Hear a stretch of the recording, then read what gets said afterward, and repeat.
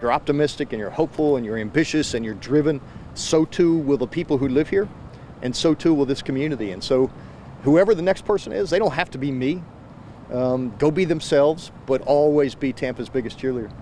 It is election day in Tampa right now. If you're registered to vote, you have about 30 minutes left to get to the polls. That was current Mayor Bob Buckhorn. He cast his ballot earlier today. There's a lot for voters to decide on: city council seats and 18 charter amendments. Of course, voters will decide on who they want to see replace Bob Buckhorn as mayor of Tampa. There are 7 names on the ballot: Jane Castor, Harry Cohen, Dick Greco Jr., Topher Morrison, David Straz, Mike Suarez, and Ed Taranchik.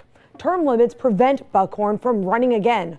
Right now, polls have Jane Castor leading the other candidates, but she would need at least 50% of the vote to secure the office. We have team coverage across Tampa for this election. First, we start with 10 News reporter Eric Glasser, who is with the Castor campaign ahead of tonight's watch party. Eric?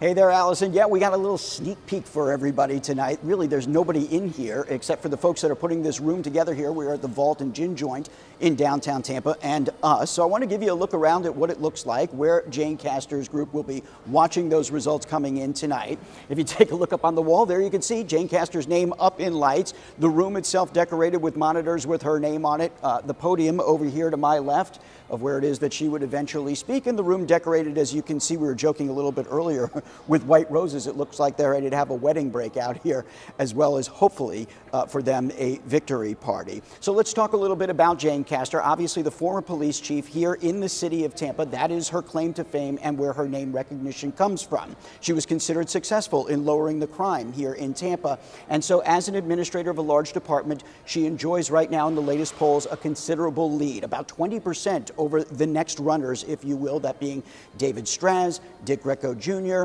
and Harry Cohen. Those would be the next 3 in the latest poll. Why is that important? Because in a field of 7 people, even though Jane Castor enjoys a 20% lead, it is, as you said earlier, probably not enough to get the 50% of the vote to outright win. So she is likely looking at some sort of a runoff against one of those other candidates. How big of a deal is that? It can be huge. Let's just look at the current mayor that we have right now. Bob Buckhorn was considered a third-tier candidate at the time. He made it into the runoff, and eventually he beat who was considered to be the front runner at the time, and actually ended up becoming the mayor and then reelected as